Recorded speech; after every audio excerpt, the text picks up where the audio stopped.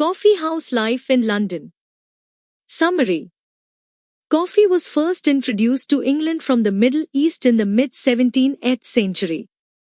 The first coffee house opened in Oxford in 1650 by a man named Jacob, and the first London coffee house was opened by Pascal Rossi in 1652. Coffee quickly became fashionable among the educated and urban classes. These places soon spread across London and other English cities. By the early 18th century, there were more than 500 coffee houses in London. Each coffee house had its own circle of regular visitors. Some were known for politics, others for trade, science, or literature. The atmosphere encouraged lively conversation and the exchange of ideas. They were called penny universities because for the price of a penny for a cup of coffee. By paying a penny, one could hear and discuss the latest ideas, news and discoveries.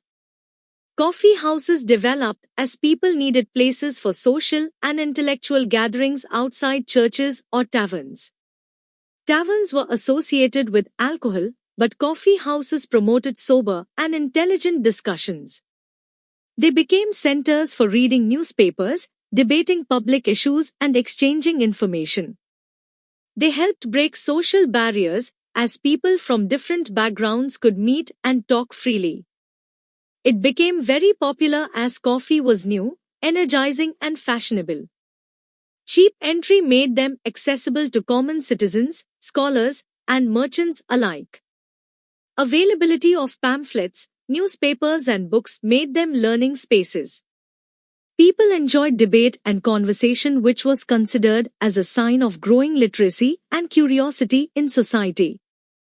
People gathered there and discussed about politics, including government policies, parliament news, foreign affairs.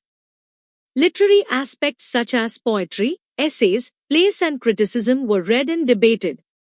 They also discussed scientific discoveries, commercial updates and social scandals. Coffee houses played a key role in the growth of English literature, journalism and periodical writing. Writers met regularly to share ideas and writings. Richard Steele and Joseph Addison wrote The Tatler and The Spectator, both inspired by coffee house discussions. These periodicals aimed to improve manners, morals and public taste through essays. Jonathan Swift, Alexander Pope and Samuel Johnson were frequent visitors to famous coffee houses. Button's Coffee House became a meeting place for Addison, Steele and other writers of The Spectator. Will's Coffee House, in Covent Garden, was a favorite of John Dryden, who discussed poetry and drama there. The Grecian Coffee House attracted scholars, scientists and philosophers like Isaac Newton. These places helped shape literary styles of wit, clarity and reason typical of the Augustan age.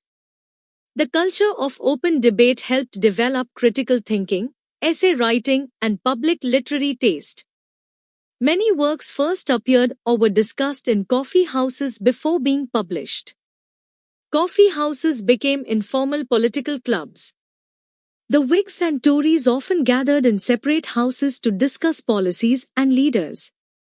Pamphlets and newspapers circulated widely, spreading political awareness. They promoted the concept of public opinion and freedom of speech. This open discussion of politics helped in the growth of parliamentary democracy in England. Merchants, sailors and investors met to exchange trade news. Lloyd's Coffee House became the centre for marine insurance and later developed into Lloyd's of London. Jonathan's Coffee House in Change Alley became the meeting point for stock traders and led to the formation of the London Stock Exchange. Coffee houses helped connect commerce, finance and global trade networks. By the late 18th century, coffee houses began to lose importance. Private clubs, newspapers and new social habits replaced their role. The rise of modern cafes and clubs continued some of their functions in different forms. Coffee houses shaped modern journalism, literary criticism and public debate by encouraging rational thinking, discussion and civic participation. For more videos, like, share, subscribe. Thank you.